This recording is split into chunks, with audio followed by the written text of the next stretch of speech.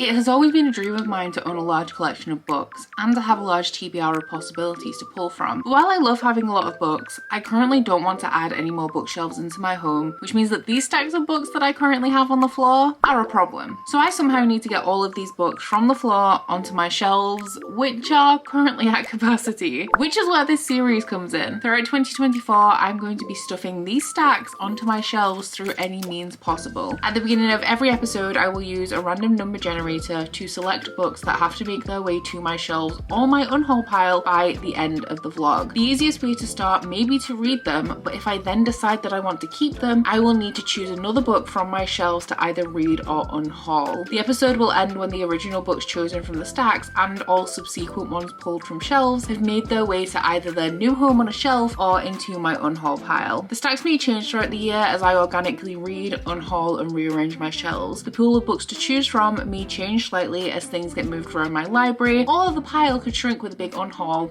or even grow if I buy too many books, but the overall goal remains the same. By the end of 2024, the stacks have to go. In episode 9, I shelved 2 books and I managed to scrap 4. So for episode 10, we are going to be starting with 55 books in the stacks.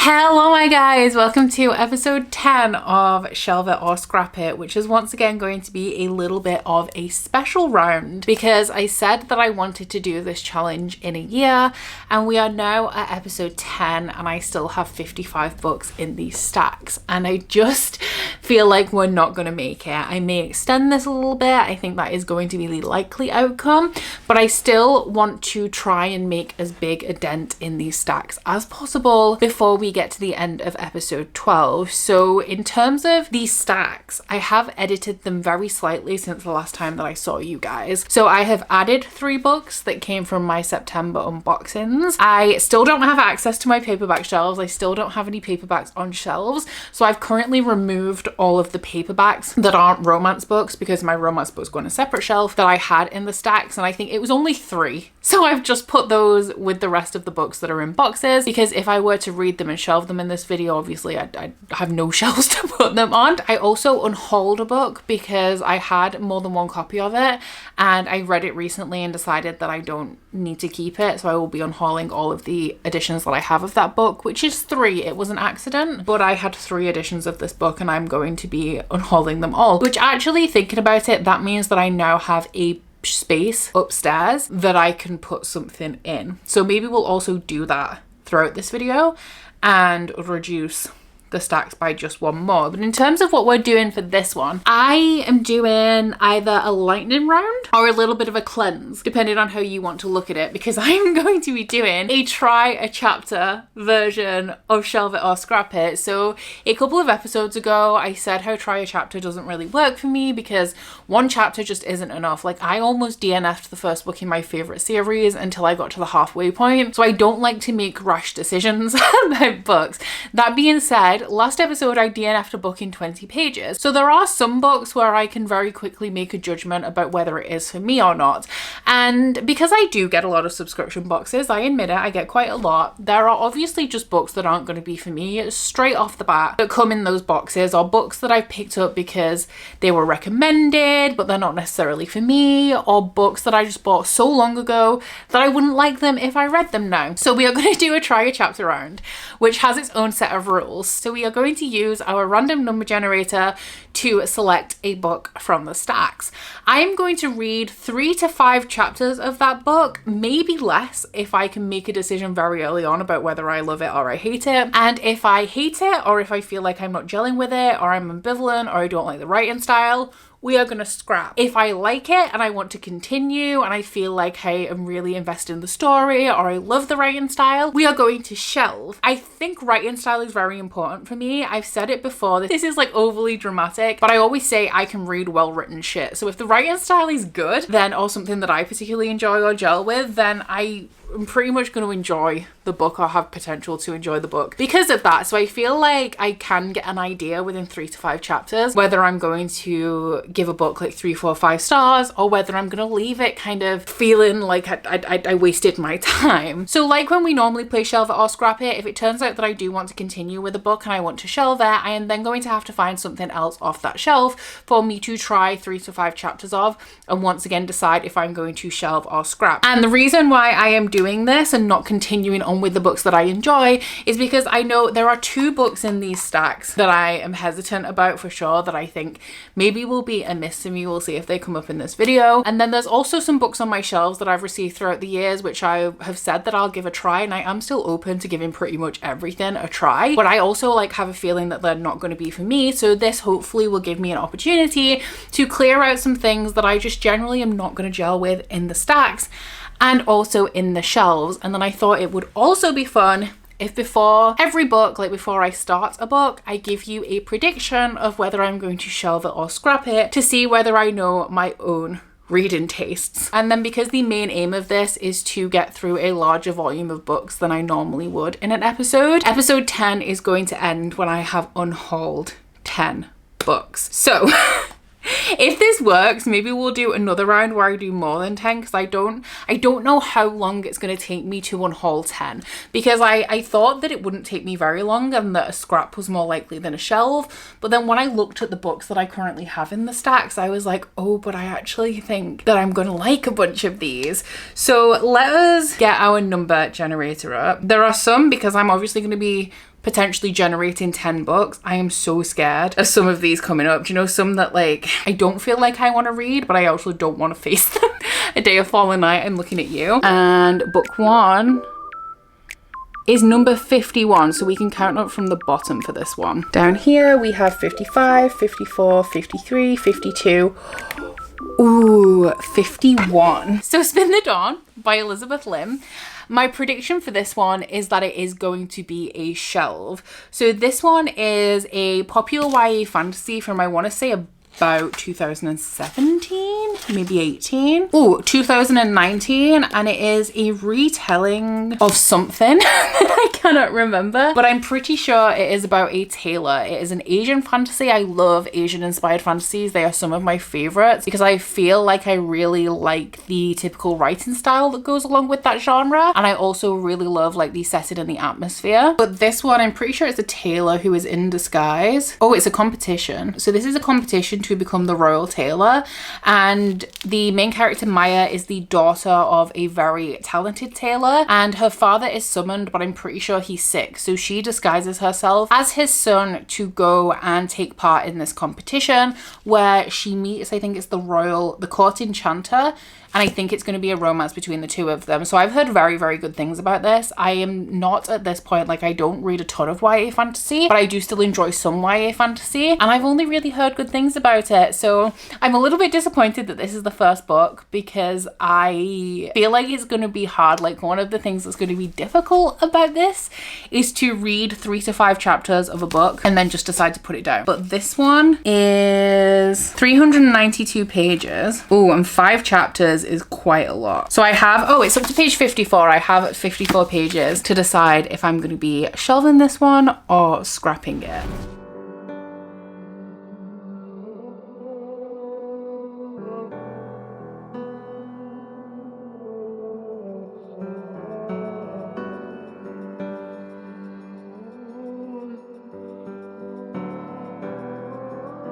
So I finished my 5 chapters of Spin the Dawn by Elizabeth Lim, and I think I accurately predicted this one. This one is going to be a shelve. It is following a young woman from a small province. She comes from a pretty large family, and being a tailor is the family business. So there's her mother, and she has 3 brothers. The emperor, or the country that she lives in, ends up going to war with a neighboring country, and so her brothers end up being called up to serve in this war. So one by one they go off to join the army, and they all die in service except for one who is badly injured by the time that the war is over and he returns home. So he is no longer, he was never really suited for the family business. The only one that is our main character, who I think is called Maya. He comes home obviously deeply traumatized by what he's seen in the war and also the the fact that he is like irreparably injured. Just before this war broke out as well, the main character's mother died, and so with every kind of loss that this family has faced,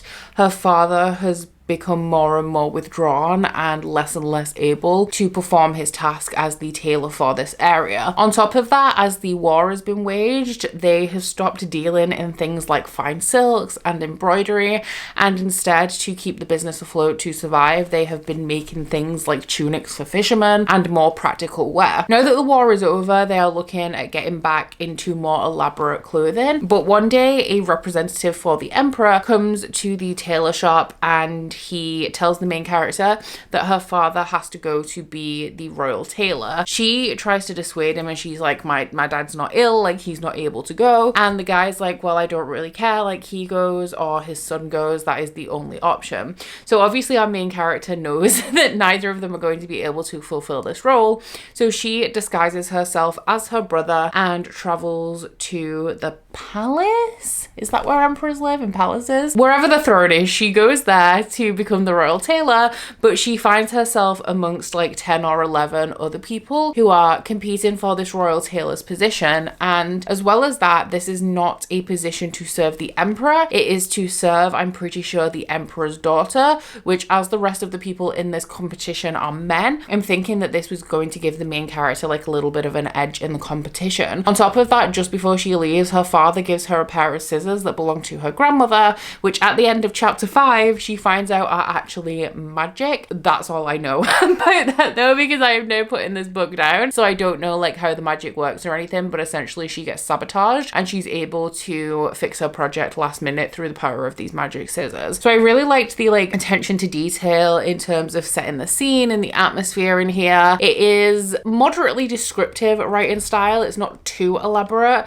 It is quite simple in the ways of like kind of describing what is going on, but does have these very like clear descriptive elements that help to build this world. And that is what I really love. It is very reminiscent of like typical East Asian fantasy for me, which, as I said previously, is something that I really enjoy. So I am going to be shelving this one, which great start in terms of finding a book that I am going to enjoy in the future, but the goal is to unhaul 10 books, so not great in that regard. But I think because this is a try a chapter version of this and I haven't read the book, I think instead of putting it on a shelf, I'm actually going to put this on a TBR cart. The thought behind that being that if it's on a cart, like I'll see it, remember that I started it, and be more likely to pick it up. But then actually one of the reasons why I'm going to put this on a cart is because those same books have been on that cart for years and I never ever look at them.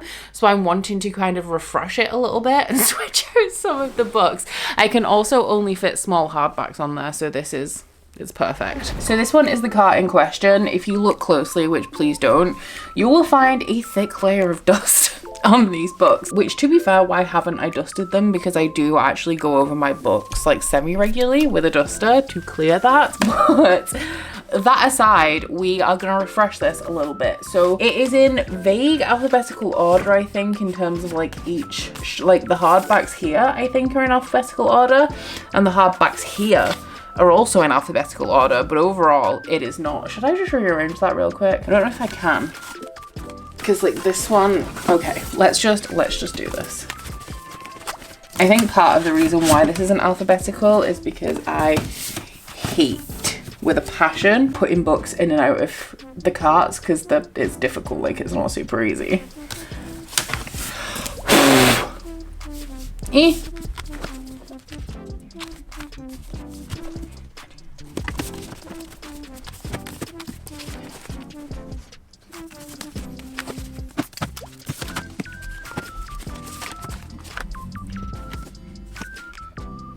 Okay, so in terms of the alphabetical order that we are now in, this book by Elizabeth Lim is going to be going on this bottom row. So I think one of the reasons why the books that are on this cart have been on this cart for so long is that a lot of them are YA, and a lot of them are, well, Middle Game by Shauna Maguire is not, I think, with potentially the exception of After the Forest and the Sisters Grimm. The rest of them I'm pretty sure are YA for all of like the hardbacks, at least. The paperbacks are a little bit different, and I think that a lot of them I'm just not really inspired to pick up because they're things that have been in subscription boxes that for the most part have received quite mediocre reviews. Even like I heard good things about A Song of Wraiths and Ruins, but I haven't heard any follow-up information as like the sequel in that series has been released. So in terms of what I think I'm going to be scrapping, one that really stands out to me is Master of One by Jada Jones and Danny Bennett. So this is one of the first Fairy Loot books that I received. It came in, oh, I don't have the spoiler card that tells me the month, but I remember that I got this one quite early on. It has reverse dust jacket art. It's a really nice edition, but I have not heard a single good review of this book. It is, oh, I remember that it did sound really good as well because it is about somebody who is trying to find 6 Fey relics, potentially multi-perspective as well because it goes through a list of characters. Oh, I think it's a heist story. I think that they have been thrown together to find these 6 Fey relics for whatever reason. JK, ABCDEFGHIJKL. I could maybe fit another book in there. One second. I'm going to go ahead and throw Legends and Lattes by Travis Baldry in here as well. I don't have too many short hardbacks left in the stacks, but this one is one that I think, like, if this came up in this specific Shelve It or Scrap It, like the Trio chapter, it would end up being shelved anyway. Because I do want to read that. It's just I haven't found what I feel is like the perfect occasion to do so. So let me see if I can... See, this is where the struggle is going to be because I feel like this would fit here. Maybe, yeah. So all of the alphabetizing we just did, borderline pointless. But as it was for the benefit of a TBR cart, I'm not that bothered. So we managed to get 2 books onto this cart, and my next book that I'm going to be sampling is Master of One by Jada Jones and Danny Bennett. I'm intrigued about this because I haven't heard great things, like I said, but I don't know whether it's like not great from the beginning or whether that's something that kind of comes with time. So we'll see what I think. So I read my 5 chapters, and I will admit that in this one it does not give me very much to go on at all. The chapters in here are incredibly small. I am on page 25. Page 25 is the start of chapter 6. And I wonder how many chapters this book has in total. 90. So they are rather short. I think the longest one that I read was like 6 pages. And if I'm being honest, at least chapters 1 to 4 could have been 1. It wasn't necessary for them all to be broken up into such small sections. But regardless, I guess I'm gonna have to make a decision kind of based on my gut with this one. I wasn't introduced to too much of the story. This is a multi-perspective book, and the beginning of every chapter like tells you which perspective it is. For this, we only had the perspective of Rags, as he is the thief that is given the task of finding these 6 Fey relics from the King's Guard, the Queen's Guard, my bad, or the Queen, I guess. And he is in prison for stealing, and he's taken to the Queen and given this mission to find the relics. That is literally it. That is all that happens in the 5 chapters that I read. It doesn't give you very much to go on at all.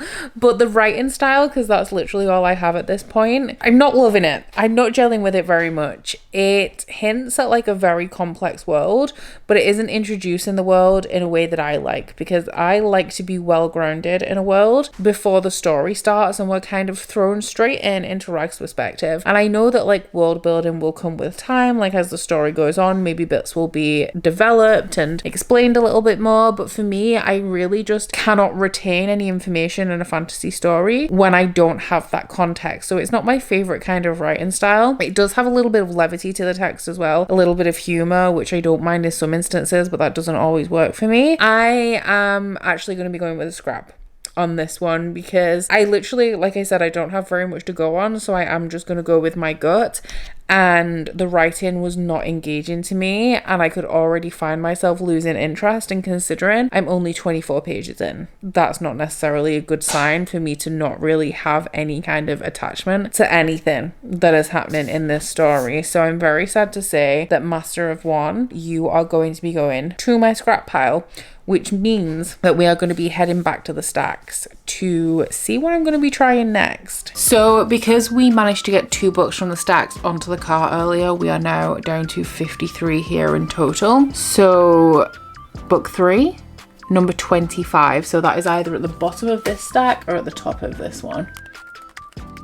20, 21, 22, 23, 24, 25. Okay, so this one is Addicted to You by Krista and Becca Ritchie. This is a super addictive, low-key toxic, or maybe high-key toxic new adult romance that I'm actually really, really excited to read, and I kind of don't want to read this for this challenge, because one of the reasons why I've left this in the stacks and chose to shelve other things is because I want to read it. And a lot of books that I have, like if I don't have a reason to read them, if they're not for a book club or they're not on my TBR for whatever reason, they kind of just take me a long time to get to. And this is one that was gifted to me by one of my patrons, Amberly, who really likes it and thinks that I'm gonna really like it. So I put it here so that there was like more of a chance of me actually picking it up. So I'm sad that we're gonna be reading it for this, because if I do like it, I'm going to be shelving it and I won't be able to continue.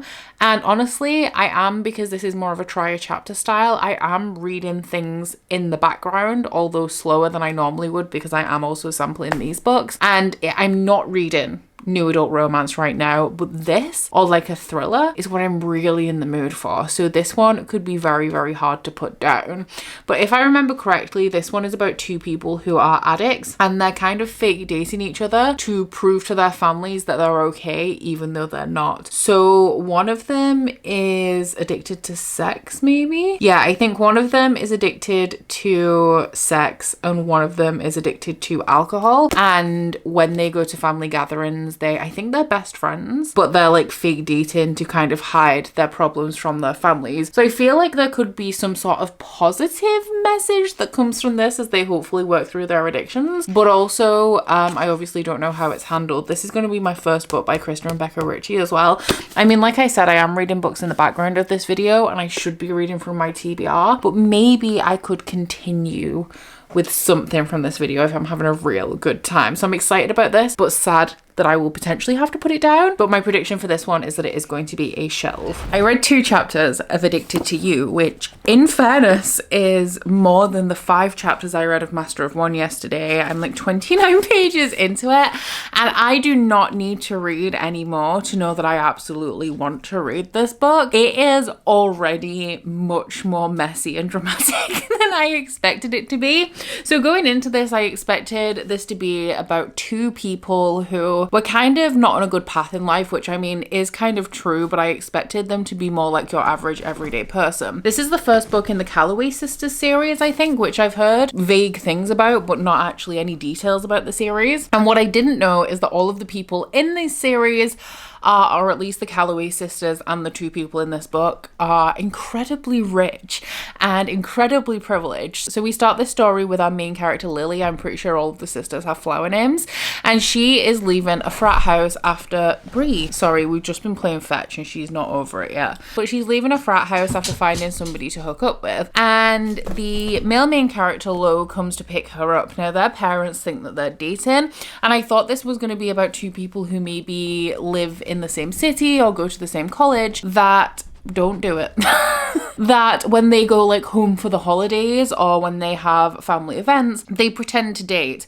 But these 2 have actually gone to college under the guise of dating, so they live in the same apartments. They also have a little bit of a history. They've slept together once in the past, and the sexual tension is just constant, like every time they are around each other, which I didn't expect. I thought that we were going to establish our main characters as people individually before we put them in a scene together, but straight from like the first 5 pages, there is some sort of like sexually charged connection there. there, and I am eating this up. So as I mentioned, like, one of them's addicted to sex, one of them spends all day drinking, he's addicted to alcohol, and I'm assuming that somewhere throughout this book they are going to work through that. Whether it is done in a non-problematic way, we're gonna have to wait and see when I actually read this book to find out.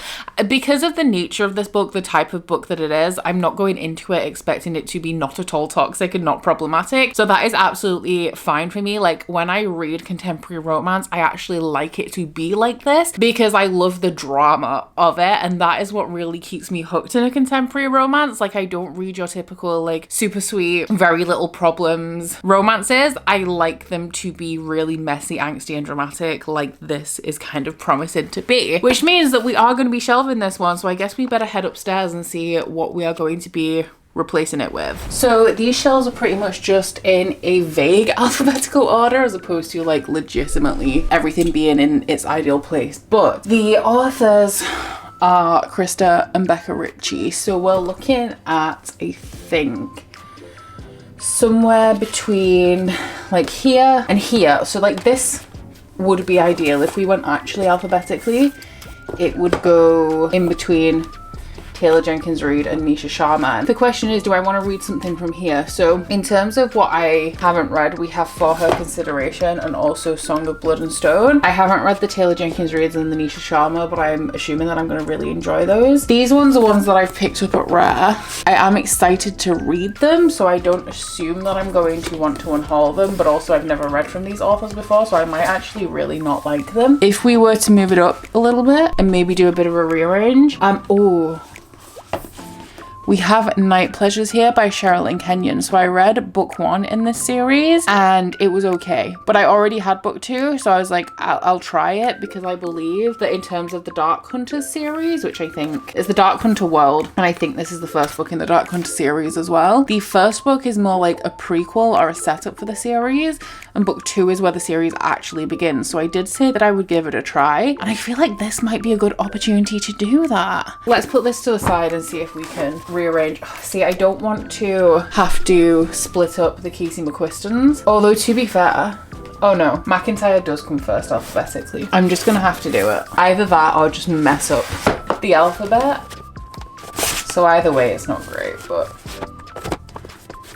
once again, I actually feel like I could fit something else in here, so I may go look and see if I have anything. I went down and I scooped up The Donut Trap by Julie too, which I think is a romance, a contemporary romance about, I think at least one of them works in a donut shop. So between these two, this is the one I feel I'm most likely to enjoy. So I think I'm going to proceed with reading this one. But in terms of getting this one on the shelf, we are gonna have to probably ruin the alphabetical system just a wee bit here. And now I'm questioning whether I can even get anything else on here to start off with.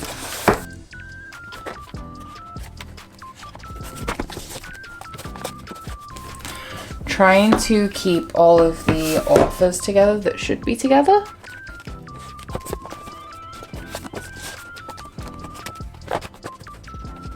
That is not, yeah, that's definitely not gonna work.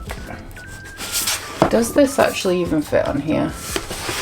Yeah, see, that would fit there. The problem that I'm finding here is that if we look at this section, so all of this pretty much is Scarlett St. Clair, all of this is KJ Sutton, all of this is Laura Thalassa. So unless I split the authors up, I am not going to be able to really move anything. Because the only thing that I have, oh, well, to be fair, Ciara Simone should be up here. That is perfect, because now Julie 2HI will go right in here. Perfect. Night Pleasures by Sherilyn Kenyon. This is the second book in the Dark Hunters series, which is a paranormal romance series that centers around Greek gods. So I'm not sure specifically what this one is about. Oh, is this main character the friend that's in book 1? I would have to check that out, but it says that she comes from a family of witches and psychics. Maybe not. maybe she's part of their family. But I know that the best friend in book one was a witch. Like, she did tarot readings and also was the reason why everything happened in book one. Because in book one, the main character's best friend thinks that her friend needs to spice up her romantic life, and so she gives her this book and tells her to like complete this ritual to summon a ancient Greek sex slave, which she does, but she doesn't mean to. She doesn't believe in it. She just goes along with it. She's pushed into it by her friend. And so when this guy appears and his like only goal on earth is to pleasure her, she's like, actually no, my guy, I ain't really feeling it. I don't know who you are. And so throughout the course of the novel, like, those two grow closer and she aims to free him from his slavery when it becomes quite clear that he is not happy in his role, pleasuring women for all of eternity, and would actually like to regain his freedom. So this one is Amanda Devereaux and also Kyrian of Thrace, who is an immortal warrior who has traded his soul for one moment of vengeance upon his enemies. Now, book one surprised me because I don't really like paranormal romance, especially when it comes to very long series like this that are all episodic following different couples. Like, it's just not my thing and not really into it. But the first book surprised me because it didn't offend me. Like, I didn't actively dislike it, but when I finished it, I was like, that is a book that I've read. Cool. And also the plot at the end got a little bit crazy, like a little bit all over the place. So I'm reading this, like, I'm trying it just because I own it. I'm actually expecting to feel pretty similarly about this as I did about book one. And I feel like I should definitely be able to tell if it's going along the same lines within the writing style in the first 3 to 5 chapters. So 5 chapters of this is a lot. It's 100 pages. So I'm not expecting to get that far into it. Where does chapter 4 start? Even chapter 4 is like quite a bit into this. 3 chapters is like 64 pages. So we'll see, because with this being the second book in a series, I do think I'll be able to tell very early on whether it's something that I want to continue on with, because continuing on with this also implies that I'm going to continue on for this many books, which, I mean, I can tell you right now, I'm absolutely not going to. So maybe I'll be able to make my decision on this one pretty early on.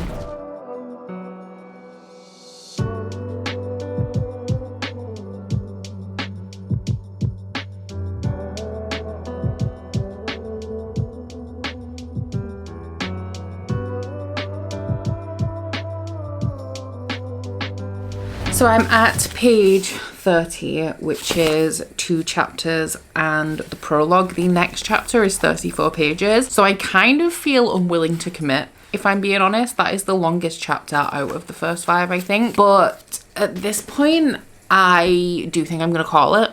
And I'm just going to leave it here because I don't care. Like, on page 18, we started talking about breasts and erections, which, I mean, is fine because we also had a little bit of like that kind of talk in Addicted to You by Krista and Becca Ritchie. So it's not like I'm necessarily opposed to that content, but I just don't feel the sexual tension between the characters in these books like I did when I was reading the Calloway sisters book. I think for me, the vibe of these reminds me of like more old-fashioned kind of fantastical romantic stories. The vibe in my head, like when I'm reading this, because I am like a visual reader, I imagine things when I'm reading, the vibe reminds me of things like Xena Warrior Princess and like the Hercules TV show back in the day, which I really enjoyed. But that kind of dynamic and that kind of, not the same kind of setting because that's historical, this is in modern day, but it feels very much like those kind of old-fashioned swoony romance novels that are just not really my vibe. I read 30 pages of this and I was pretty bored the entire time. And I will say for this, that in terms of paranormal romance, which I'm not a fan of, this is not the worst that I've read. I think that the writing style is moderately engaging. It is still paranormal romance, however, so it does fall into a lot of conventions of the genre that I typically do not enjoy. And for that reason, like, this series is just never really going to work for me. But I think out of all of the paranormal romance that I've read, this is amongst some of the best. I do like the Black Dagger Brotherhood series, and I am actually interested in continuing on with that series. And I also like the Fever series by Karen Marie Moning, which I also want to read a little bit more in. But aside from that, I haven't really read a paranormal romance that I've gelled with. So it's not necessarily the book or the series with this one. It's just my tastes really do not skew towards this kind of fiction. So this one is going to be a scrap, and it's time to head back to the stacks. So once again, with that last one, we did manage to shelve 2 books instead of just 1. So we are now at 51 books in the stacks, and book number 5 is number 23. So was the last one number 25? So we're either at the bottom of this or the top of this one again. Oh, I don't know. You guys can't see. It is the very bottom of this stack.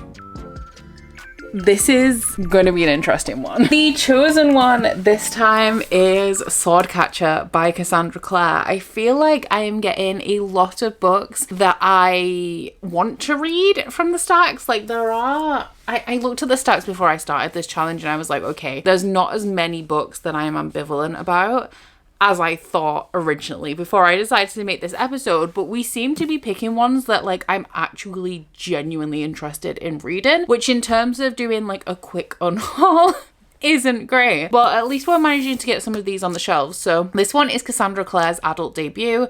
This one is the Fairy Loot edition. I love the edge on this one, and I'm a little bit intimidated by this. I'm not up to date on the Shadowhunter series. I think it's a little bit too long at this point. I'm partway through the Dark Artificers, but I do actually really like Cassandra Clare. I have some opinions about Cassandra Clare as a person, I guess. Some things that keep showing up in her writing that I question quite a lot, but in terms of the writing, I think that she writes really compelling stories with characters that you can really root for. So I always find myself getting swept away in her books. This one, being Cassandra Clare's adult debut, is obviously very interesting to me. It is also a high fantasy, so it is set in a fictional world instead of a version of our world, and I think that it is multi-perspective. So what I remember about this is that it is following the sword catcher, who is essentially the bodyguard of the prince. So he looks enough like the prince that he can kind of take his place in dangerous situations, and they call him the sword catcher because he catches swords for the prince. We also have a female main character in here who I think is some kind of healer. Yes, she is an Ashkari physician, which is a community ostracized for its rare magical abilities. So there is an assassination attempt on the prince, and that brings these characters together, and they end up exploring the criminal underworld. So I do predict that this one is going to be a shelve. The selection that we're getting for this video actually is quite annoying because they're the ones that I've left in here because I want them to come up and I want to read them and I want to be able to prioritize them. But instead we are sampling 3 to 5 chapters and we are shelving them, which, I mean, that in itself is allowing me to then take things off the shelves that I'm a little bit less invested in, try those and unhaul them instead of them sitting there forever. But there's just, I really just want to read these books. This is not a good time for them to come up. This one has some long ass chapters. Like, I'm on page 70 and I've read 2 chapters. So page 70 is the beginning of chapter 3. I am calling it here though because I did read the prologue in 2 chapters. So I did read 3 chapters, and then the prologue was 37 pages. It was the longest thing that I've read in this book so far, and I definitely want to continue on with this one as expected. It's essentially about this boy who is taken from an orphanage, and he's told that the prince is ill and that he has to step in for him at this event. So he goes along with it, and he's promised that if he does well, he'll go home with some money. He does end up doing well, but the king and the prince end up recruiting him to be the sword catcher, which, as I said, is essentially a bodyguard that is sent into events that people think are potentially unsafe to pose as the prince in case there's anything like an assassination attempt. So the prologue of this book is following all of that, like them selecting him from the orphanage and him attending his first event, the first test. And then chapter 1 is following him as he is now 23 years of age, having grown up for most of his life at this point with the prince, but still being like a servant of the prince. So they're very close, but he is also very much lesser. In chapter 2, we follow our female main character of this book, who is called Lynn, and she is part of an oppressed, I think they're like a race of people called the Ashkari, and I don't think we've covered at this point why the Ashkari are oppressed, but they do not have the same rights as everyone else. So when we open up with Lynn, she is in a store trying to buy a book, but because she's not a member of the academy, she can't have the book. but she can't be a member of the academy because she's Ashkari. And this material that she's looking for is free to people of the academy, and like she isn't even allowed to pay for it. I'm pretty sure that her grandfather is also one of the main advisors to the king, so he is the most powerful Ashkari in society, and they all have to, because they are Ashkari, I'm assuming it's because their magic wielders is the thing that differentiates them, but they have to wear a particular color of clothing to denote who they are. It reminds me very much of like the early days of the Holocaust, when Jewish people like had to wear the Star of David on their clothes to denote that they were Jewish. It's given that kind of vibe, and I think that it's accentuated a little bit more by the fact that this world seems very European in nature. Like it is very much a high fantasy world inspired by a like historical European setting like France or like Vienna, something like that. So I am enjoying it. It definitely has a complex world that I'm getting to grips with. It is not done in a way that feels overwhelming as well. Like there is a lot of information presented to you, but also it's introduced in a way where like the things that aren't explained, it's quite obvious what they are to me, and then the things that are a little bit more difficult are explained in a little bit more detail. So I really like to carry on with this one as well, but alas, it is not to be. We are going to go and shelve her and find something else for me to sample. So this one I think we're going to go upstairs with, and we're going to go to my subscription box shelves, which have a ton of books that I have not read on them, so we should have plenty of choice. This angle leaves a lot to be desired, but my spare bedroom is still a disaster zone. It should be, well, I was going to say it should be changing up a little bit soon, because I am going to paint the walls downstairs that I need to paint so that I can move a couple of things back. But Hamilton's cat tree, which is like literally right here, is going to stay here because that is where the Christmas tree is going. So there's not really much point me moving it downstairs for like a week. But these are my subscription box shelves, where a lot of my subscription box books are. We used to have an adult Fairy Loot shelf, but then it pretty much just turned into a shelf for Olivia Blake's books. So I don't really know where I should put this. This one is all Locked Library and Goldsboro, so I could like kind of swap one of those out. Or we have the YA Fairy Loot shelves up here. I'm checking. No, I thought I had a gap on my Book of the Month shelf because I've recently read an Unhauled one, but I do not, so I don't know why. Can I get in here?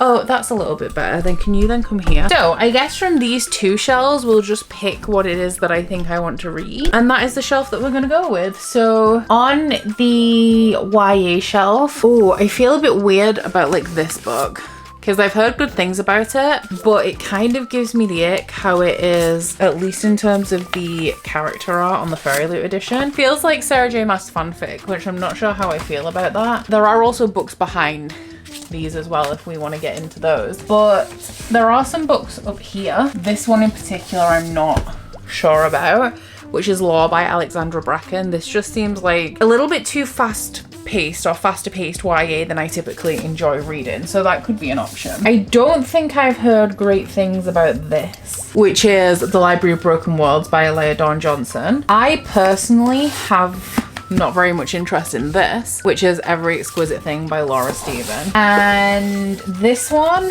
I feel is not really going to be my thing. And this one feels like it could also be kind of mid. So I feel like I do have a lot of option among the Locked Library books. But what about what's behind here? Because I know it's just more Fairy Loot stuff, but what Fairy Loot stuff in particular is behind here? We have This Vicious Grace, which I also feel may not be my thing. Song of Silver, Flame Like Night. I think this is it, The Spice Road.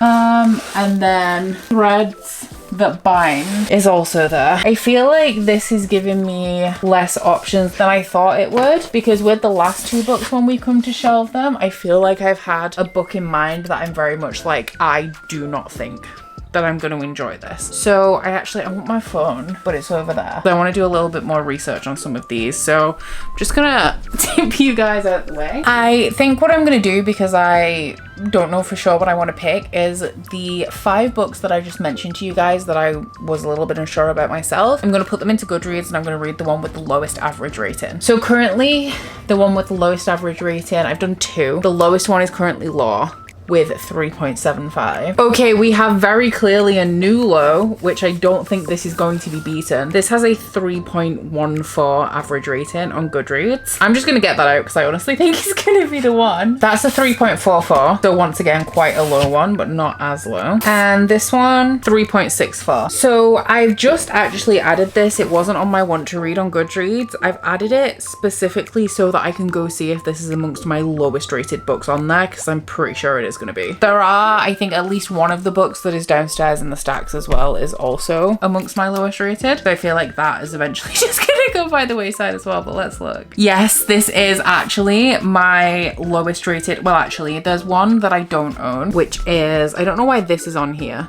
in this particular edition, but then there's this one which I don't own, and then the Library of Broken World. I actually really am curious what the tea is with this book, because I don't think I've heard anybody talk about it since it was released. I feel like this is a book that people should love because of the tropes. It's almost a book within a book. Like, it has that kind of book lover vibe, because it's following a girl who is the daughter of a library god who has spent her life exploring the library's ever-changing tunnels. So she communes with the gods because she's the daughter of a god, and one day she meets a mortal boy who wants to save his people, and also a disciple from a persecuted religious minority.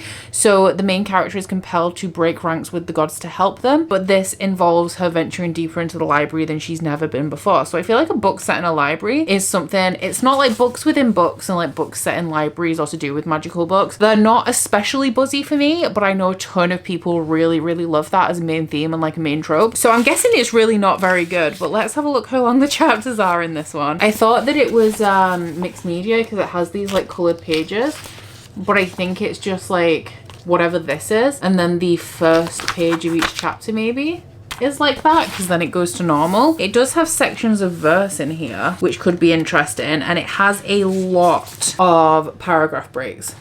Like a lot, like at least one on every double page spread, which is intense. But in terms of like the length of the chapters, I'm really intrigued what these sections are, because at the end of chapter 1 there's another one. Tell me that this is a chaptered book. This might not be a book that has normal chapters. Oh, I hate that. Oh no. So every so often there's like some of these pages, and then it has like a big quote here, so I'm counting that as chapters. Every time I see one of those big quotes at the top of a colored page, I am going to be counting that as a new chapter.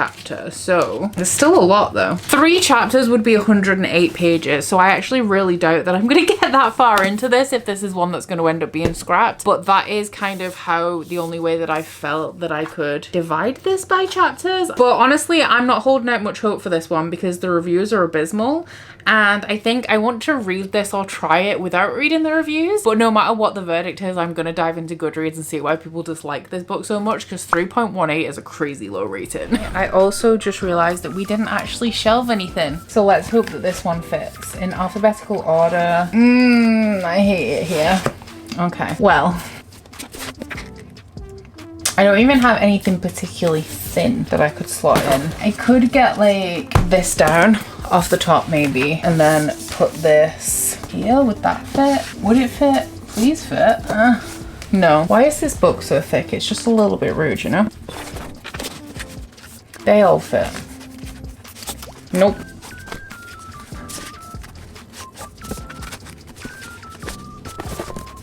I don't know what I'm doing and if anything is kind of gonna work.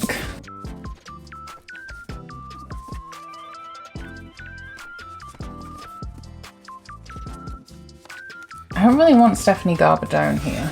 Feels weird. These shelves need like a full rearrange, just straight up into alphabetical order, because at this point the things aren't fitting where they're supposed to, because I have more books than I did when like I originally introduced these shelves into the library of my house. I think I understand why people don't like this book, and I don't like it either. This one is following a girl who is an AI that has been created by the library for the purpose of serving this library. So this is actually sci-fi, which I didn't realize. I expected this to be fantastical, which I mean it is, but like firmly in the fantasy genre. This is definitely more science fiction. The whole beginning of this book is establishing whether she is human or not, because she is regarded as human when it comes to her DNA, but she has been created by the library for a purpose. Now, the reason I think why people don't like this book, and also why I also very much don't like it, is the writing style. It is very conceptual, and it is also kind of intangible in the way way that mythology is typically written. So it's kind of like she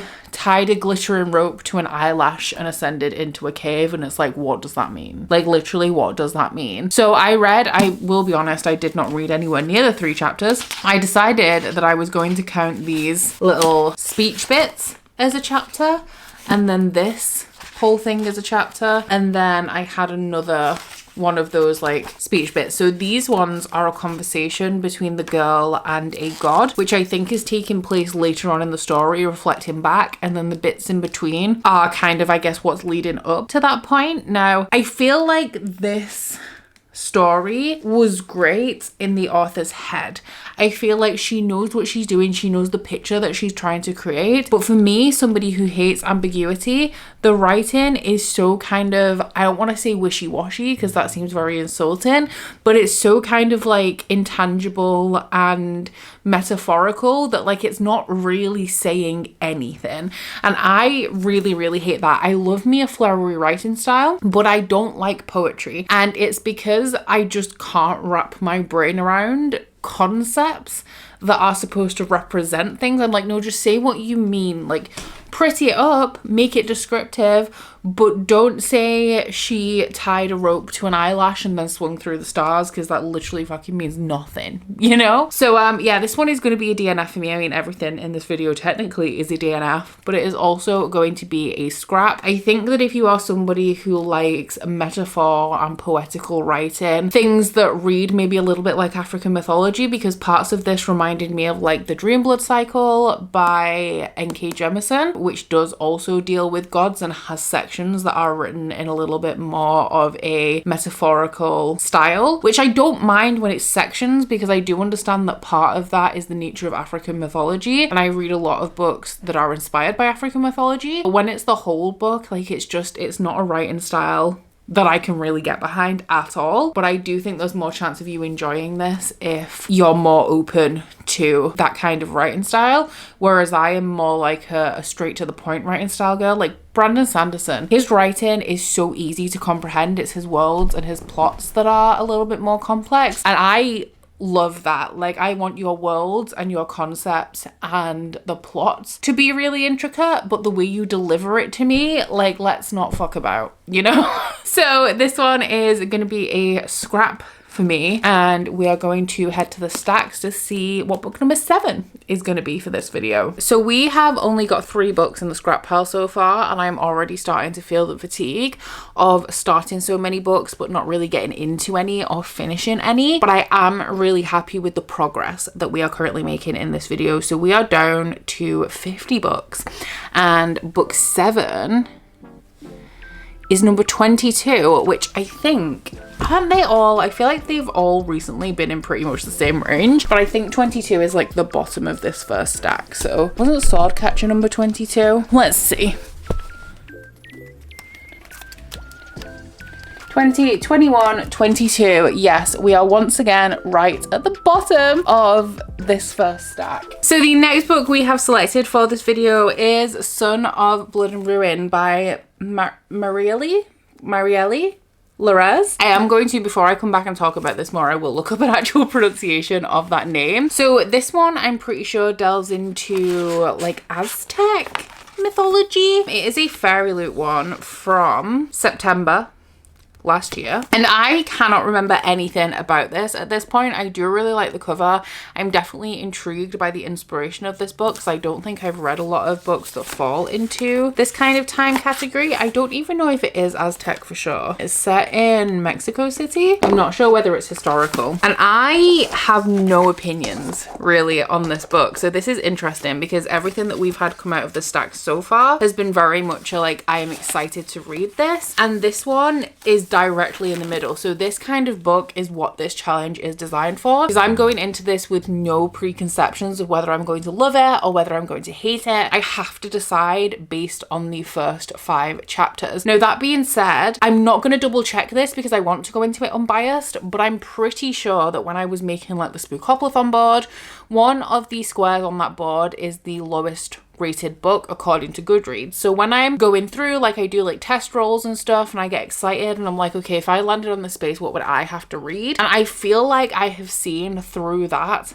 at a glance that this has a relatively low rating, but I'm not going to double check because I don't want to know. I don't want it to influence me. And we're just going to kind of see how this one goes. So this one once again delves into gods and magic. Oh, and it also goes into like high society. The main character is a masked vigilante, but she's called Leonora de las Casas Lazotzin. I can't speak Spanish at all. Like, I did study Spanish in school and I was absolutely terrible at it. Like, literally could not. I can't even count to 10 in Spanish. Whereas French, like, I retained quite a bit of French. So my pronunciation is definitely going to be all over the place. But she is also a member of the court at this time, whilst also being the masked vigilante. The plot of this one also contains an ancient prophecy of destruction. So she has to decide whether to surrender her secret identity or surrender her life. Ooh, in the beginning, there is like a note on history, terminology, and pronunciation, which I feel is going to help me out a lot. And we also have a codex. Okay, this is promising. This one was the adult book of the month, which is also promising. 5 chapters is like 40 pages, so definitely doable. So right now, based on the synopsis and the kind of resources I've seen at the beginning of this book, I'm gonna predict that this is a shelve. But like I said, this one is pretty much middle of the road. Like, I have no preconceptions. So it's all in these first 5 chapters, which is really exciting. This is going to be a difficult one because I read all 5 of my chapters. I'm 42 pages in. And I don't dislike it, but I'm also not overly absorbed. We are following a young woman in here called Leonora who has this like secret identity, and right at the beginning of the book she is in that identity and she sees somebody close to her who I think is allied with some sort of rebel group killed by like the police or the guards that are in the area at the time.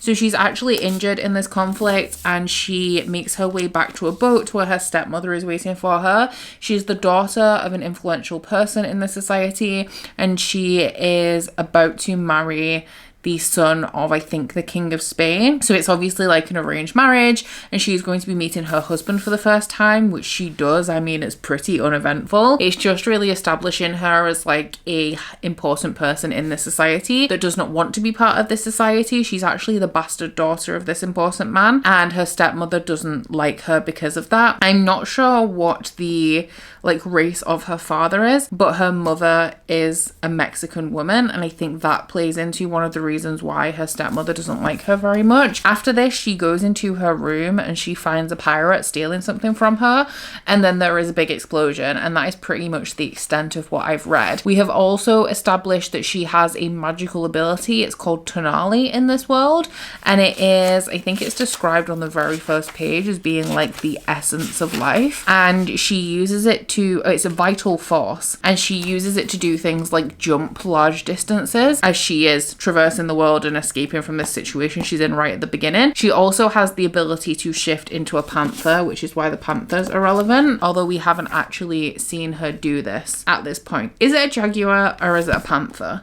She shifts into a big cat. I'm pretty sure it is another one of her abilities. I guess I do feel a little bit disappointed by this one because we do have this section at the beginning, which is the note on the history, terminology, and the pronunciation. And the explanation that we had here is essentially explaining like what the Aztec civilization was, what it was referred to, because Aztec is a modern term, what those people referred to themselves as, how they were kind of like all split up and what comprised the Aztec civilization. And from that, I was like really interested in the story because of the intricacy and the complexity of this like little foreword that we get that's super, super intricate. And then when I started the book, it felt kind of like a pretty standard YA fantasy. It actually reminded me a lot of What the River Knows by Isabella Banez, which I've actually just read. And I gave that book a 3-star. I did say that I think it's better than I appreciated it because I think that it was a decent book, but it just wasn't a massive hit with me. And I'm kind of getting these vibes with Son of Blood and Ruin. So I think this could literally go either way. I don't think this is a 5-star read though. So I think if I unhaul this, I'm not going to massively regret not reading it. Whereas if I keep it and read it, I think that this has potential to be a 3 or 4-star read for me based on the vibes I got at the beginning. And obviously from the first 40 pages, you can't really tell, but I would predict it sitting more in a 3. So it's like, would I regret reading it? I mean, potentially in the grand scheme of things, I don't think it's going to greatly offend me, but I also don't think I'm going to fall in love with this story. So that being said, I am now going to look up this book on Goodreads and see if I was correct about the rating. Because if it has a low rating, it's going to kind of validate my decision. And if it has like a really high rating, then I'm going to obviously wonder if there's something that I'm missing here. A 3.18. So like with the last book that I read and decided to scrap, a very, very poor rating. Oh, it's a Zorro retelling. The top review is like 2 stars and it says this started as a 4-star but had plummeted to a 1-star by the end. The next 2-star rating says, I think the issue with this book was that it tried to do too much. I was enjoying the story for the most part until it went from being an alternate history with some light fantasy to full-blown fantastical fights and plot lines. So that pretty much validates my decision to scrap this one. I really liked the intricacy that was implied by that historical note at the beginning, but it's looking like from those reviews that doesn't actually carry through into the book and isn't actually explored to its full potential. So sadly, this one is going to be hitting my scrap pile. I actually also just want to check because I do have this on my want to read shelf. I want to see how far up my lowest rated books this is. Wow. So as we were yesterday, this one I don't own. This is the one that we read yesterday, or this morning should I say. This one is a romantasy book, one of the Firely romantasies. This is one that I don't own. And then we have Son of Blood and Ruin. So yeah, definitely amongst my lowest rated, one that I feel quite comfortable now unhauling. At this point, I am losing track of what book we're up to. I think that this is going to be book number 8, but we now have 49 books left in the stacks. Did you just fart? The shoe cupboard. I don't even know if you guys heard that. It was the shoe cupboard creaking, apparently.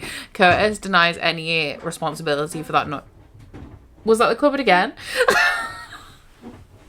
So we now have 49 books in the stacks and our next book is going to be number 15. Okay, if it was in the 20s again, especially the early 20s, I was not going to be happy about it. I would like a little bit more variety though, because we are still in this first stack. 11, 12, 13, 14, ooh, 15. Hello, Brie. Do you think you're helping? Brie is stealing again.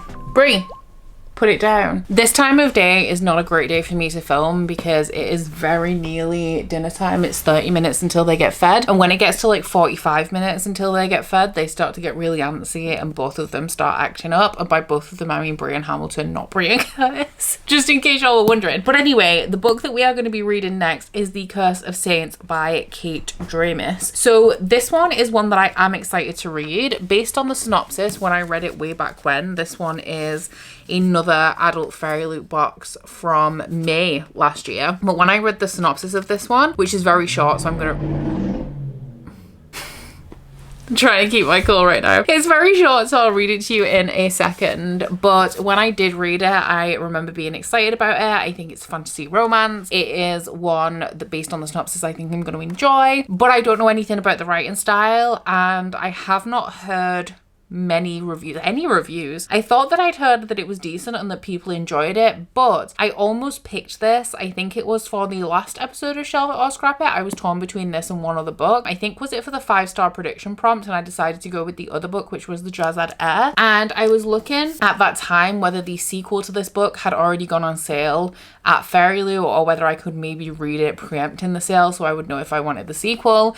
And when I was looking that up, I discovered that this is not a valuable probable fairy loot book at all, which implies to me that maybe this book actually wasn't very well received. So that is all I have to go on in terms of this. I am going to predict that this is a shelve because I want to like it, like I'm excited about it based on the synopsis, but like with the last book, this could go either way. So the synopsis says, has she been sent to save the realm or destroy it? As spy master to the queen, Aya's blood oath ensures she protects those she fights alongside, including Will, the queen's enforcer and Aya's bitter rival. When rumors of dark magic rise in a nearby kingdom, both are sent to investigate. But when Aya's power acts beyond her god's given affinity, she risks being turned into a weapon in a war she doesn't know how to win. But when her relationship with Will unexpectedly shifts, neither knows the danger that will follow. So I am living for the vibes that this book is providing. So I am very much hoping that I am going to enjoy this one. Like with the last book, actually, chapter 5 ends on page 42. So that is what I'm going to be aiming to read for this one as well. I'm sad. I'm really sad because I am not enjoying this book as I expected to. I have read my 5 chapters. I'm 42 pages into it and it isn't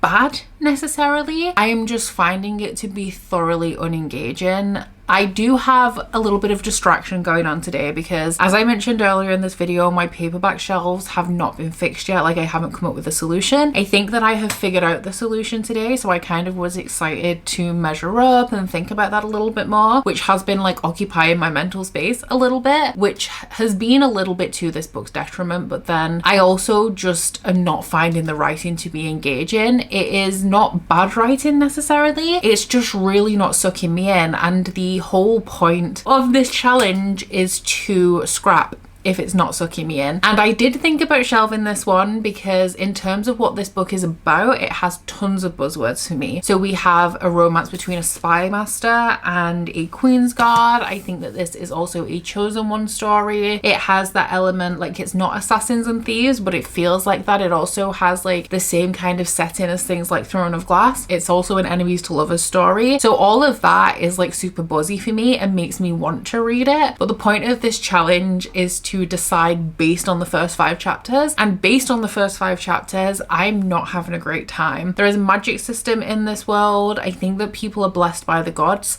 and their powers depend on like what type of, are they called like Draymanis? They are. But like if you're for the order of the Corp Soma and you're a Zelus, then you have a strength affinity. I just feel like all of that bit wasn't well executed, and I am only 40 pages in. There's plenty of time for world building, plenty of time for development. But what I think would happen if I continued with this book is it would be one of those where I get like 200 pages in and I'm kind of committed to finishing it, but I no longer have any idea what is going on because I wasn't paying attention at the beginning.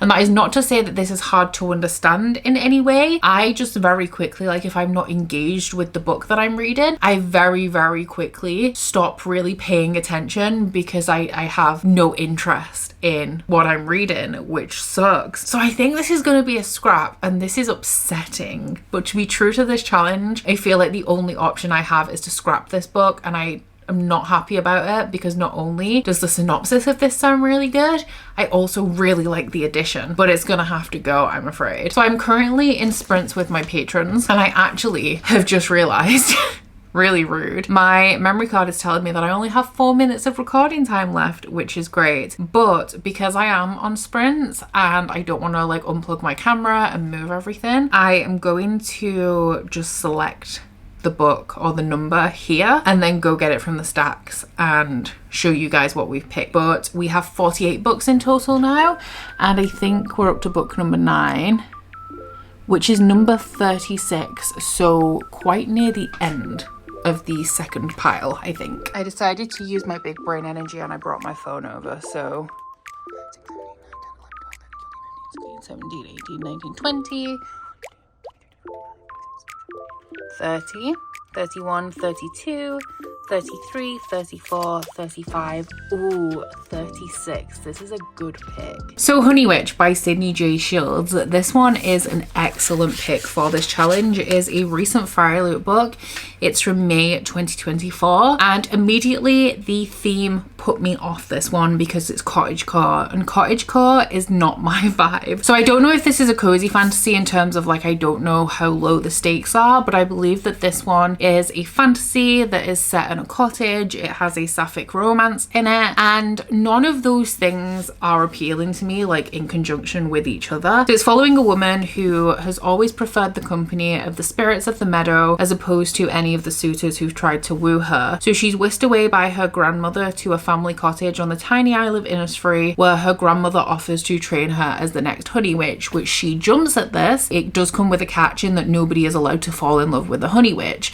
Then enters our other character, Lottie Burke, who is a notoriously grumpy skeptic who doesn't believe in magic, and then shows up on Marigold's doorstep, who can't resist the opportunity to show this woman that magic is actually real. So it sounds like a cozy fantasy to me, and there has been cozy fantasy that I have enjoyed in the past. This is not the time for the doorbell, let me tell you. I literally have 1 minute left on my sprint timer. I feel like everything is going wrong for me right now. But to wrap this up real quick, I'm not a massive fan of cozy fantasy. There is cozy fantasy that I have enjoyed, but it's not what I reach for. I don't go out of my way to pick up cozy fantasy. So if I enjoy this, it will probably be because of the writing style and the atmosphere. But in terms of the synopsis and what I know about this book, it is not one that I'm going to be reaching for anytime soon, which is why I think it's really good that it's come up in this challenge. I am not looking my best today, but my plan is to paint a couple of walls and then wash my hair. So I hope you can forgive me, because I knew that I didn't put any effort into how I was looking today, but it was a little bit of a shock when I put the camera on. I got to admit, I am here to talk to you guys about the roller coaster ride that I have been on with The Honey Witch by Sydney Shields. I obviously, going into this, didn't think I was going to love it. My prediction was kind of a scrap based on the themes and the topics. I was actually kind of shocked then when I went into this, and I didn't love the writing style, because a book with a cover like this, with a synopsis like this, I expected to lean really heavily on the atmosphere created to really make it come alive. And the first chapter that I read, I was not a big fan of, because it's very almost Bridgerton-esque. Like, we're at a ball, our main character is being forced to like fill her dance card, and she finds this guy that like she doesn't mind dancing with, but she's not really into him, and she's wondering whether she could ever possibly marry him, while also like just thinking about eating cake off the sweets table. At the end of the chapter, she kind of just leaves him, and he's like, will I see you again? And she's like, no, I must run wild and free in the meadow. And I mean, Regency era things, not my favorite. It's not my time period. But then after that, I started to get into it a little bit more when it moved away from that high society for just like a breath. I was like, okay, I can understand how this book may have a certain charm. But then as we got further into chapter 2, as we moved through chapter 3, 4, and 5, I realized that I don't really like the writing style in here, because it is very heavily reliant on the dialogue, and the dialogue is not seamless. Like, it is very much making me aware that I'm reading a book. Like, it feels like a group of actors stepping onto the page to perform a line and then like exiting. It feels very much like the dialogue is the only thing moving the story along. There is info dumps about the family line, about the magic in the dialogue, and it was just very obvious to me. Like, I couldn't see past how kind of unnatural and contrived the dialogue was seeming. The more that I kind of noticed that, the more that I realized that the actual sections of description that we were having, the things that could be inferred throughout like a character's inner monologue, or the way that she's perceiving the world and the scene in front of her, was very few and far between. And it was mainly just like the main character saying, I've never fit into this society, and her grandmother's like, well dear, it is because you are a witch. And her mother's like, I never wanted this life for you. You have to be a good young lady. And it lost my interest a little bit there, which is sad, because I went into this and it being kind of not as enjoyable as I expected. I started to change my mind, and then I was actually disappointed that I didn't end up liking the writing style. So this is going to be a scrap, and I'm sad, because I do, despite the fact that the theme of the box that this was in, the synopsis, the atmosphere, like the vibe, never appealed to me. I cannot deny that I really, really love the cover of this book, and as somebody who is a big fan of like honey in general, honey is a miracle food. Manuka honey especially, like, you should look into the scientific research that has been done on Manuka honey. Like, it literally heals wounds, and people have been using it to heal wounds for centuries. So like, I love honey in general, but also I'm a big fan of bees. So the whole vibe of the cover. Love it. Although I do admit, like, it's not something that I would typically like to read, and I proved to be correct in this instance. So a little bit of a check-in in terms of where we're at with this video as a whole. We currently have 6 books that have been scrapped, so we are a little over halfway to the finishing point of this one, which is exciting because I would love to read an entire book sometime soon.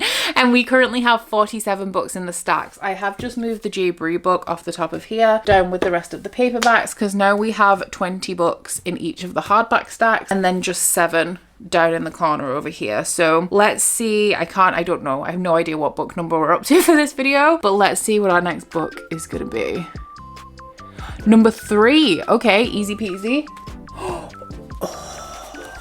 This one is The Dagger in the Flame by Catherine Doyle. And this, let me tell you guys, this is a predicted shelve. This one is very, very recent. It is from last month, I think. Well, the last month in terms of unboxings that I filmed, 2 months ago in terms of linear calendar months, because it is the September YA Fairy Loot book, and it is one that I was very excited about based on the synopsis. I believe it has a fantasy romance plot line to it. Let me just refresh myself, because I remember being very excited, but I don't remember actually what it was about. I think it's like thieves and assassins kind of vibe, which, as we discussed with the Kate Dramis book, is something that I really like, but also, as we discovered with that book, it doesn't always work for me. Yeah, so it says shade magic is a scarce and deadly commodity controlled by 2 enemy guilds, the Cloaks and the Daggers, the Thieves and the Assassins, so literally thieves and assassins. One of them, the female main character Seraphine's mother, dies, and she ends up seeking sanctuary with the Cloaks, and then the other person on the other side of this is the heir of the Order of the Daggers, and then Seraphine wields a strange and blazing magic that he has never seen before, and it says a fiery enemies to lovers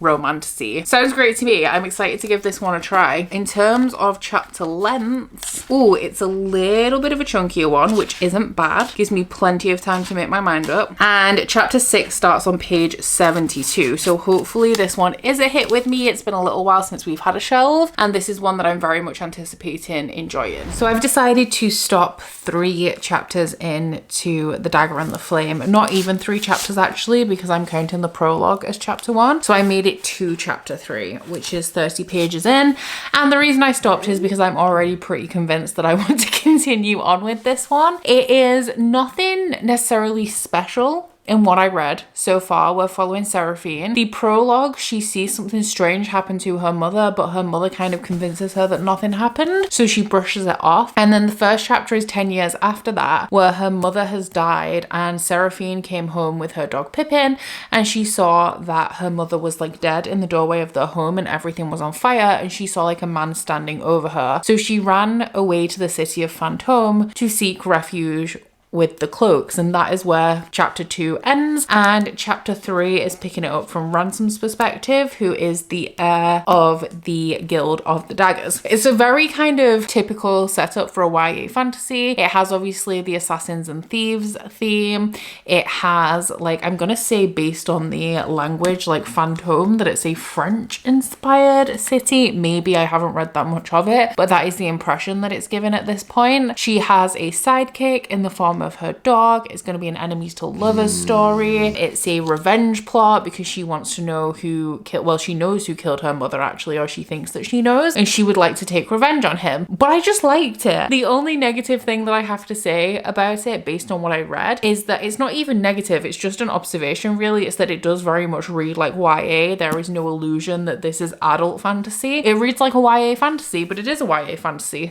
So there's absolutely nothing wrong with that, and I'm very excited to continue at some point in the future. This does mean that we're going to have to shelve this, and it is a Fairy Loot book, so it's going to go pretty much in the same place that we shelve Swordcatcher. And with that in mind, I'm not sure what it is that I'm going to be picking up next, so I guess we better go look. So the last time we were here, I did run a average rating check on a bunch of the books that I wasn't too sure about, and I cannot remember. There was another one that was pretty low rated aside from the one that I picked, and I cannot for the life of me remember which one it was. Yeah, so out of the ones that I selected as contenders last time, this one is the one with the lowest rating, which is a Fae romance. I think this could have been the first Locked Library book, but I would like to throw a couple of new contenders in. What about Cruel Illusions by Margie Fuston. This one is a vampire romance, I think, and I'm still over vampires. I haven't heard anybody talk about that since I hauled it either. Saying that, I am, when I say things like this, I am a whole year behind on content, so it's unsurprising. I'm watching people put up their Christmas trees in 2023. That's where I'm up to in vlogs right now in my watch later. This one is a 3.53, so also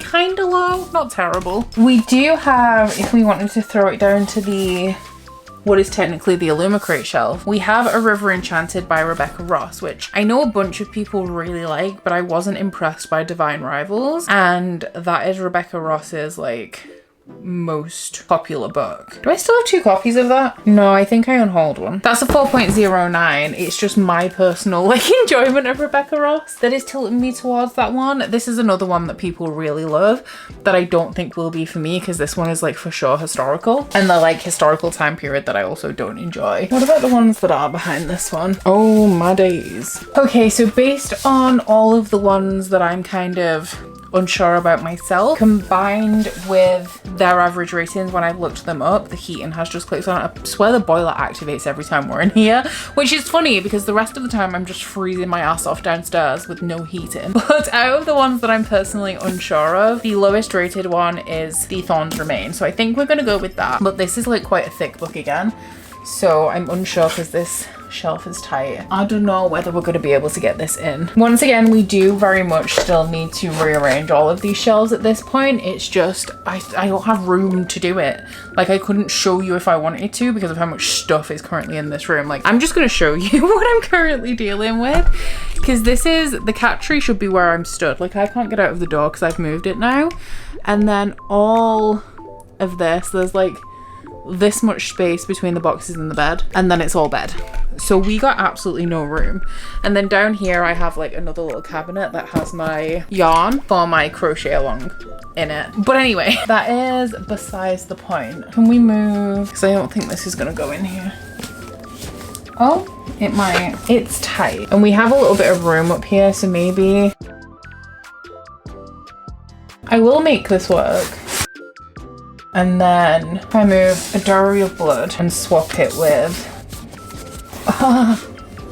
oh no, there is now no cohesion to these anymore. There we go. That's a little better. The Thorns Remain by J.J. Harwood. The positives of this one, reasons why I may enjoy it. It is a fae romance. It is a romance between a mortal woman and a fae lord. That is the only plus side. That is the only positive, the only thing working in this book's favor. Because the negatives is it has a very low rating on Goodreads, as we've established. Or like, it's not the worst rating. It is a moderately low rating, I would say, on Goodreads, if we're being fair about it. It is also set in 1919, which is the biggest red flag for me, because we all know, we've discussed many times, even in this video alone, the early 1900s, the 1800s, not my time period, not a fan. It is also concerning, I'm pretty sure, World War I. We are following a Scottish woman who was supposed to be married to a French soldier. He died in the war. She has lost the future that she planned for herself. And I think during a night of dancing, this is another negative in my opinion, based on my own personal taste. They light a fire and they dance, but as they're dancing, new dancers arrive during the dance that are fae, and that reminds me very much of like Holly Black kind of fae. Not like, the writing style is what kills Holly Black for me. I'm not a Holly Black fan, sorry if you are. I don't like any of Holly Black's books, and I've read like lots of different types of Holly Black's books, but the fae blended with the real world in a more contemporary, or in this regard, I guess, historical manner, I'm not really a fan of that either. I prefer like high fantasy fae. So obviously we'll see how it plays out in the first chapters. I feel like this could have long chapters. Yeah, I can't even see chapters. I don't know if it has chapters, guys. That's also a red flag. Oh, it doesn't have chapters. It has parts. There is a section right at the beginning that is the prologue. That's about 5 pages. And then it goes into part 1, which says 6 weeks earlier. And that is 81 pages. So I guess the only break that I have is page 88. So I guess I'll just start reading and we will see if I make it to page 88. If I do, then I suppose I'm enjoying it, and if not, you guys will be the first ones to hear about it. I made it a grand total of 23 pages into The Thorns Remain.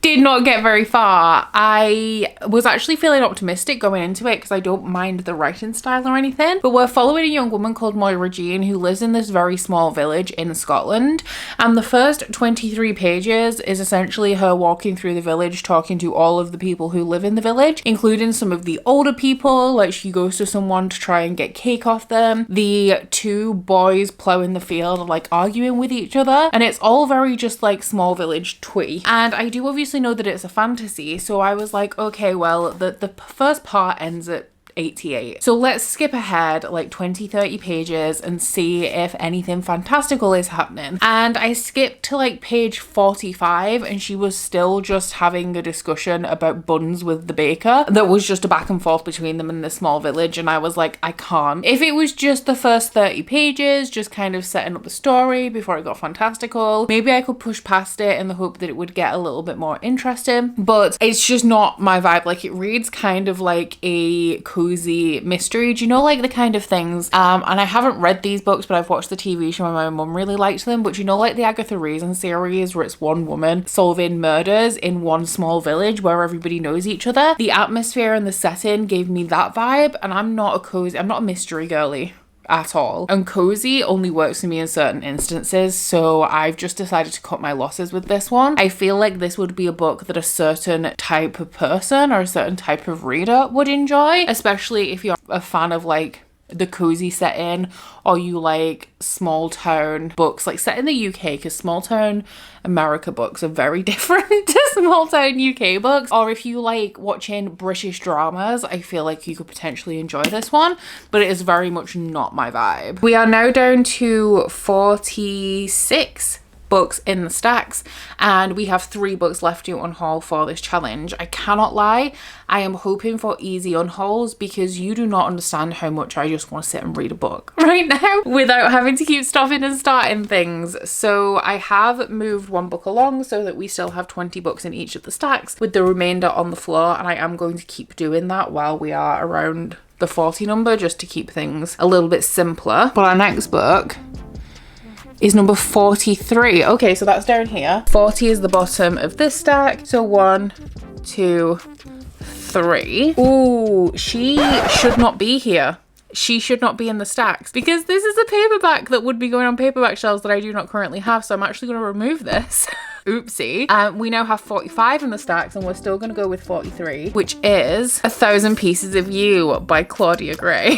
So whoops, I am going to take this upstairs. I can't believe that I missed that, especially when I've been in and out of these stacks for like the entirety of this video, but my bad. This is one though that I've had for a very long time, so I'm interested in finally reading it.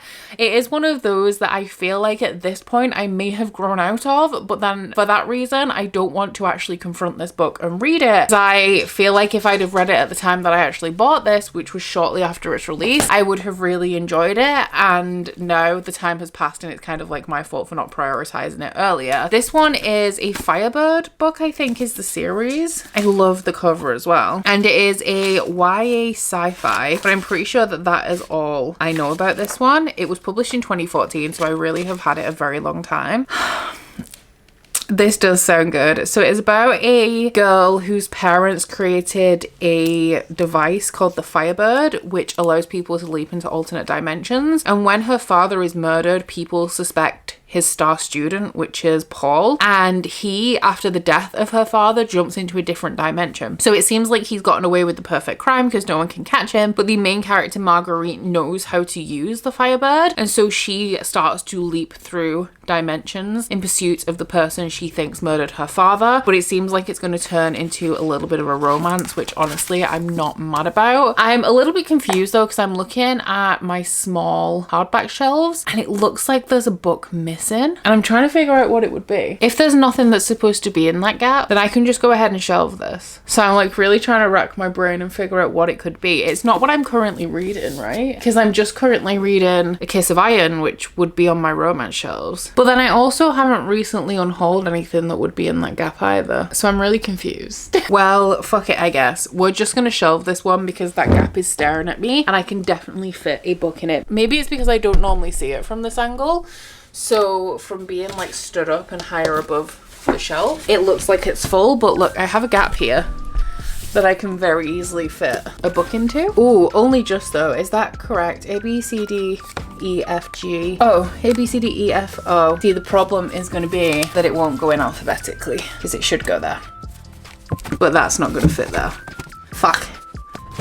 I'm very much blaming that book because that book is unnecessarily big. But it fits. Do we have to be in alphabetical order? I mean, it bothers me when we're not. Should I just leave it like that? You know what? I'm just going to consider that a win and we're going to go back to the stack. So we've now just removed 2 books out of that. This is a shambles, guys. At this point, I was like, should I just delete this clip and just pretend that none of this ever happened because it's so shambolic? But I would still have to explain to you guys how we ended up with 44 books in the stacks and like where the other 2 went. So we may as well just continue and try and figure out what we're reading next, which is number 33. Okay, so we're in this stack somewhere.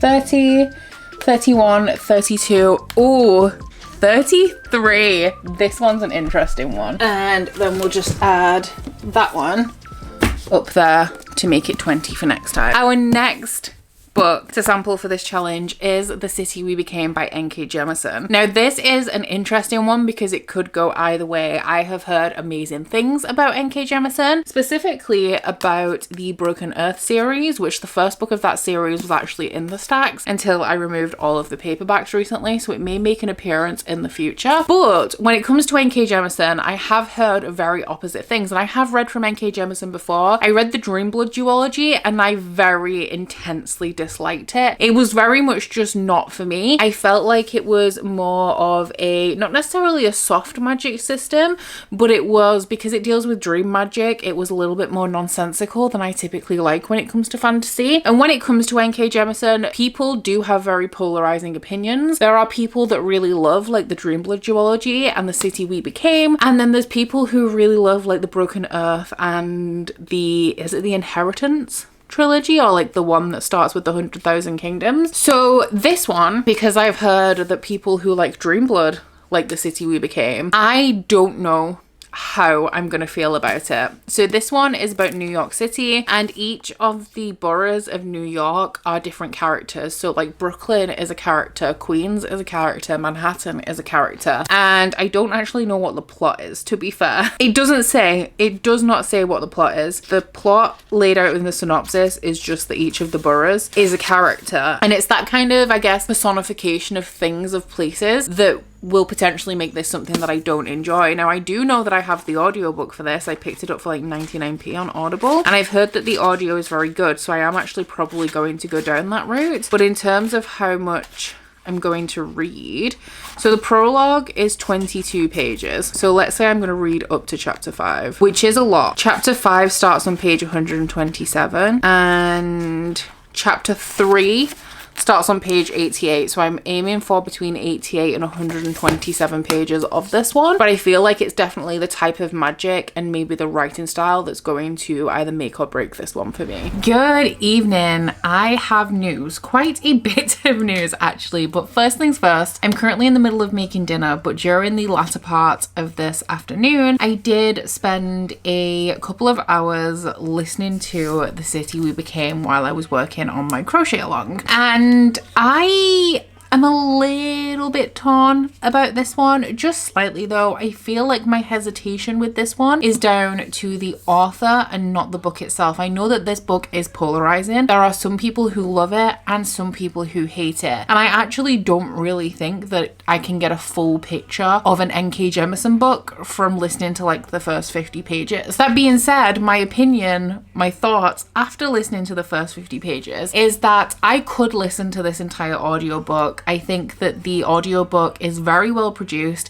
It has music, it has like sound and vocal effects, and that makes it like a very enjoyable listening experience. I am somebody who likes audiobooks that have that additional extra like sound effects to really make it pop and make the listening experience different, and sometimes, I mean, it's subject to opinion, but sometimes better than reading it physically. So I do think that's the reason why I do have it on Audible. I don't think I got it for 99p. I think think it was a 2-for-1 sale, and I picked it up because I'd heard that the audiobook was so good. I also saw a bunch of people give this 5 stars, but a lot of those people were people whose tastes in fantasy don't usually align with mine. So in terms of my thoughts on what actually happened in this book, we are following a man who is just suddenly overcome with the spirit of New York City, and he is locked into this battle with like an evil that has tentacles, but none of this is real as far as I can tell. The people who are possessed by cities in this book have the ability to see New York in like a different lens, like an alternate version of New York that the average person cannot see, and that really does not work well for me. I didn't realize that because I knew that the boroughs were personified, I didn't realize that they actually had avatars that were regular human people. So in the prologue we have this one person who is, I'm pretty sure, I'm not sure though, I'm not sure is the problem. I think they were defeated by the enemy. And so when we go into chapter 1, we meet somebody who is on their way to New York for the first time. They're going to be going to school, and they pass out when they got off the train, and they suddenly realize that they don't know where they're going, they don't know their name, and they look up and they see a sign that says Manhattan, and they decide that their name is Manny, and they are the new avatar for New York City. Now, in these first 2 chapters, we had a couple of action scenes. I'm not an action-based reader. I like slow stories, political stories.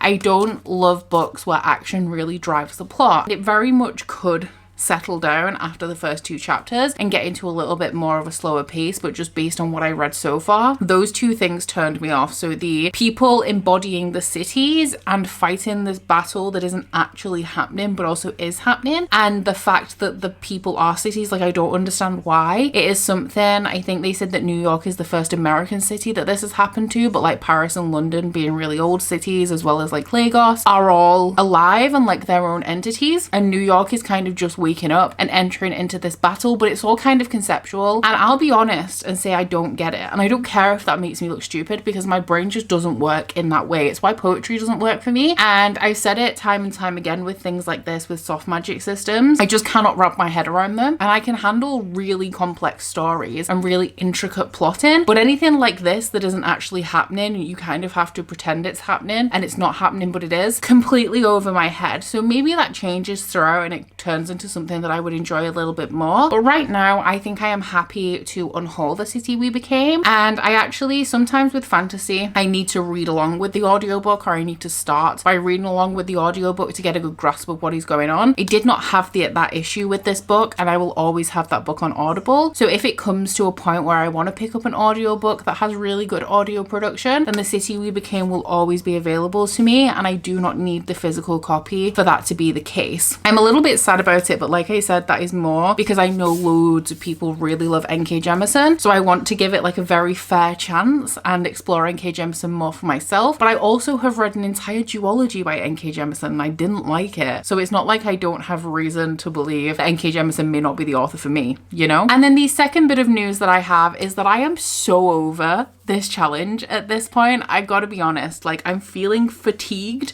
from keep picking up these books, because I'm reading substantial sections of them. I'm reading like 100+ pages a day across multiple books, and it's amounting to absolutely nothing. But I'm not going to cut this challenge short, okay? We are going to be unhauling 10 books in this video. We are currently at 8 that have been scrapped, so I need to find 2 more. And instead of going to the stacks, using a random number generator, potentially selecting something that I'm really excited to read that has a very low chance of being scrapped, I have just selected 2 books from the stacks that I'm pretty sure are going to be instant unhauls, like instant DNFs. So the first one is The Kingdom is a Golden Cage by Lily Inkwood. This is the book that made me realize that the locked library subscription was going to be everything that I did not want it to be. Because going into that subscription, knowing that it was just going to be like HarperCollins books, I very clearly saw that this was an opportunity for HarperCollins to push special editions of books that normally would have potentially flown under the radar, would not have sold very many copies, because they're biased, like they have a bias. And obviously Fairyloot, Illumicrate, they sometimes pick books that are duds, but they do not have as much of a bias in my opinion. So their mission is to find the best book of the month within the genre to present to their audience, whereas HarperCollins, because it is just the publisher, have the ability to kind of push a little bit of an agenda. And this book, I have not heard a single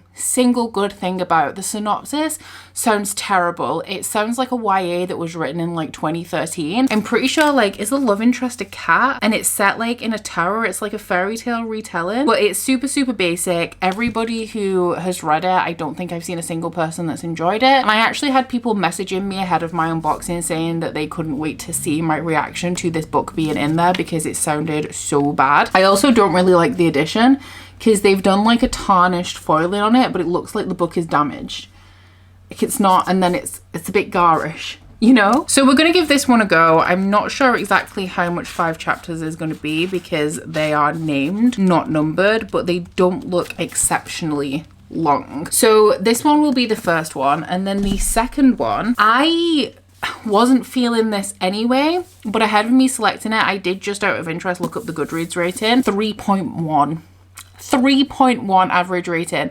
That is lower than the other one that was like one of my lowest books on Goodreads. Both of these are actually amongst like the bottom 10 of my lowest rated books on my want to read shelf on Goodreads, although I can't remember what that is, so I'll get you a number on that when I like come back to wrap it up. But this one is What Monstrous Gods by Rosamund Hodge. So this one I got at a time when I wasn't skipping Locked Library picks because I normally give it the first year so I can see like a full range of the kind of thing they're gonna pick before I start skipping. This, I gotta say, is one that I wanted. Like Rosamund Hodge was an author like way back in that YA sphere, like 2015, 2016, of writing like fairy tale retellings that were all the rage back then. So I knew that she was like a reasonably established author. And this one is a Reylo fanfic. And if y'all know me, I don't think that Kylo Ren, I don't get it. I don't get the obsession with Kylo Ren, but a lot of the Reylo fanfic romances, like fantasy romances or just general contemporary romances that I've read, I've actually really, really enjoyed. And the US cover for this is stunning. So when this arrived, I was extremely disappointed.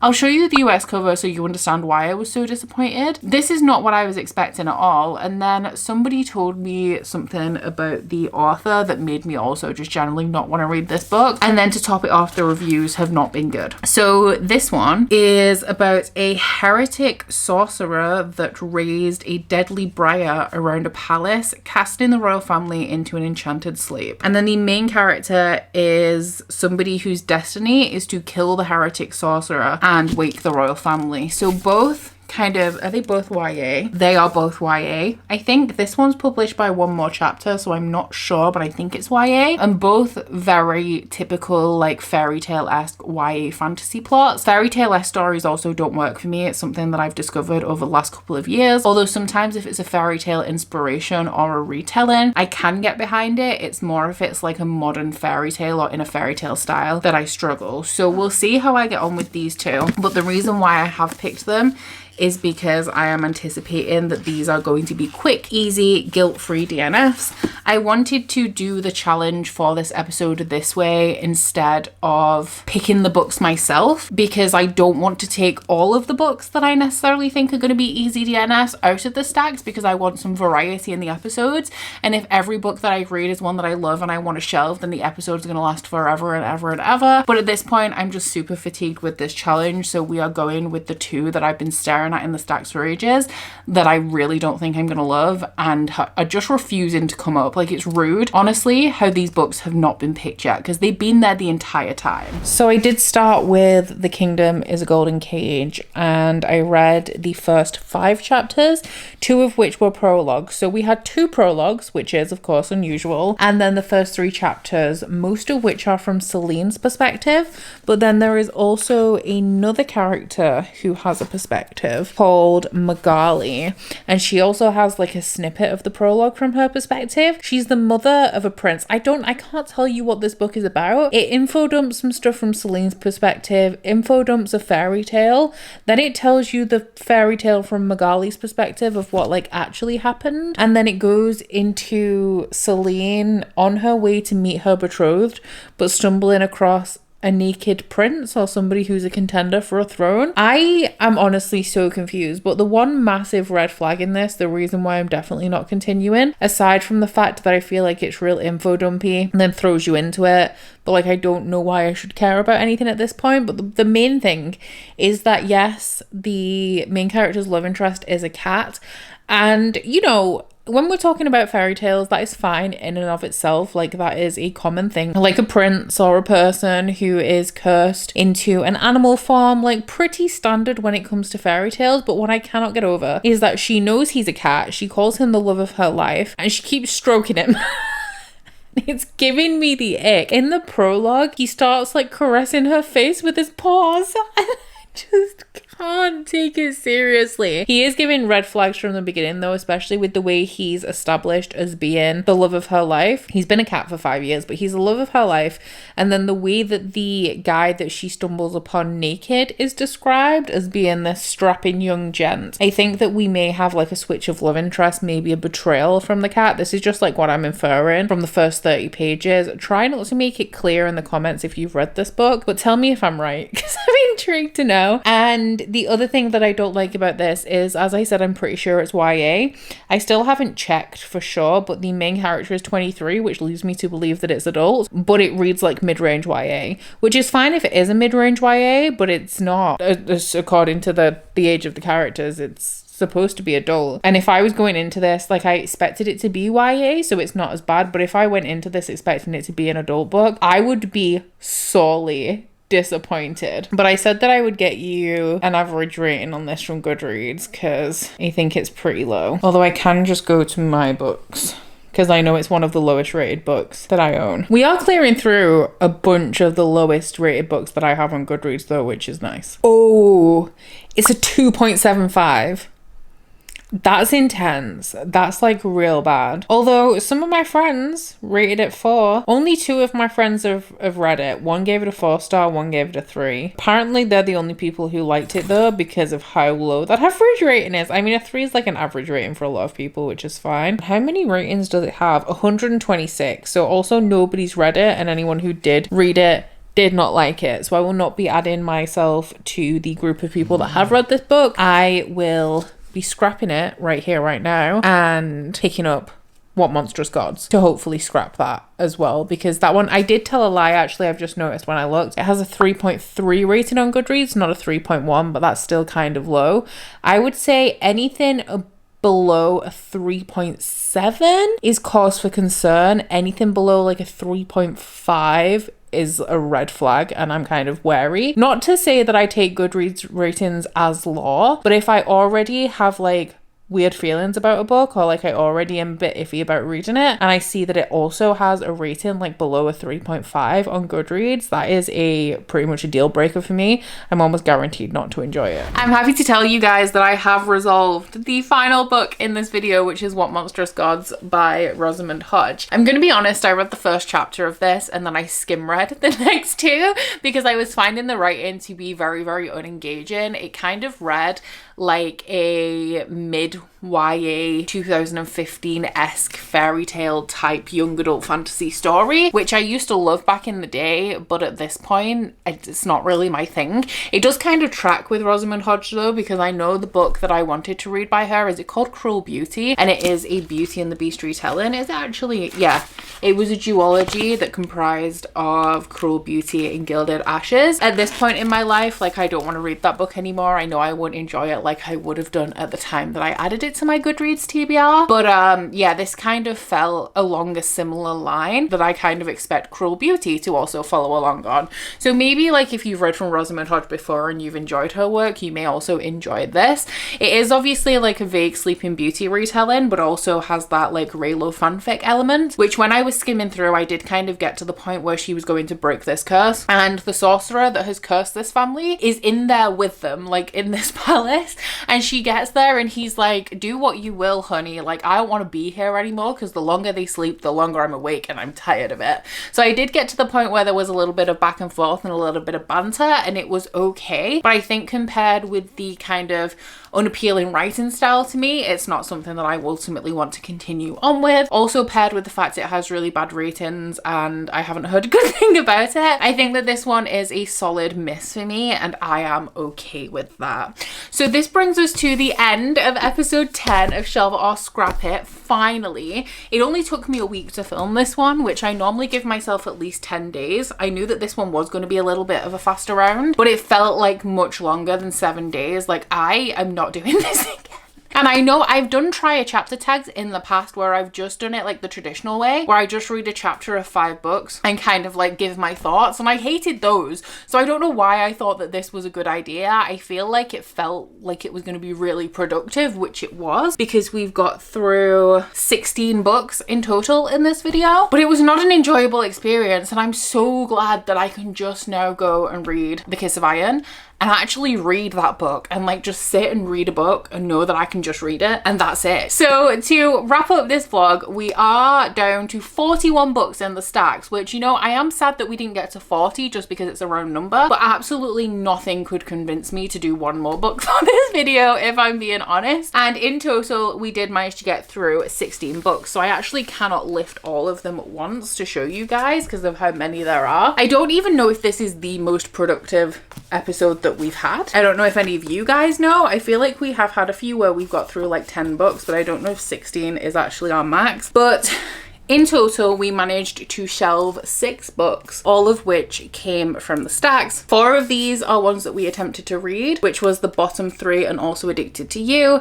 And then we ended up creating a little bit more space as well. So we also managed to get the Donut Trap by Julie 2 and Legends and Lattes by Travis Baldry into a new home on the shelves. And also along the way, while we were doing that, we managed to scrap 10 books. We hit our quota. Looking at these now, because obviously in the moment, especially as I was getting quite tired of this challenge, I was having to make snap decisions about whether I wanted to continue on with these books. So there's potential there that I could have made like a hasty decision that I potentially wouldn't have made if it wasn't for this challenge. But looking at this stack now, there's only one that I even slightly regret, and that is The City We Became by N.K. Jemisin. But I think I explained my reasons why I was regretting that a little bit, like as I was actually reading it. It's more to do with the fact that it's N.K. Jemisin than my actual experience with the book. And as I said there, I do still have the audiobook. I'm also very slightly sad about The Curse of Saints by Kate Dramis, just because of my expectations for that book. I thought that I was really going to love it, whereas obviously in reality when I was reading it,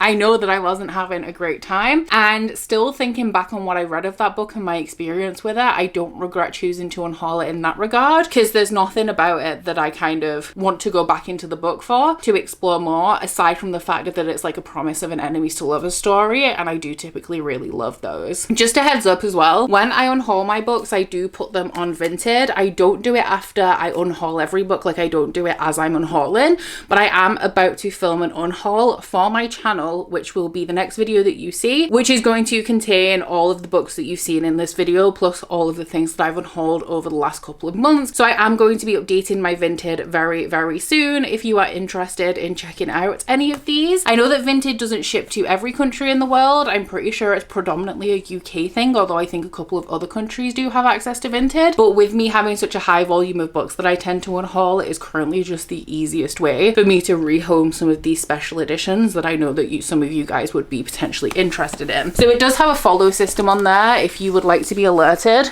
when I am uploading stuff, you can follow on there, and then they should be going up, I would say, probably within about a week of this video going live. For my Shelve It or Scrap It friends, episode 11 I'm pretty sure will be coming to your subscription feed around the middle of December. I do plan on cracking on with it right at the beginning of the month, and I definitely want it over with before the festive period. So stay tuned if you are at all interested. And if you're just a fan of my vlogs, or if you're maybe wanting to check them out, the next one on my channel is going to be a beautifully, blissfully basic weekly reading vlog with a little bit of a romantasy theme, I think, because that is what I'm currently in the mood for, and it is comprising like a big percentage of my TBR for the month of November. I'm also going to be doing some baking, some crafting, some cozy stuff, so do stay tuned if you are at all interested in that. But aside from that, guys, I do hope you've enjoyed this vlog. If you've made it this far, for a lightning round, this sure was a hella long vlog. So if you did, please don't forget to like if you liked it and subscribe if you wanna, and I'll see you guys next week. Bye! Oh, you bite your friend like chocolate. You say you'll go where nobody knows, with guns hidden under our petticoats. We're never gonna quit it, no, we're never gonna quit it, no.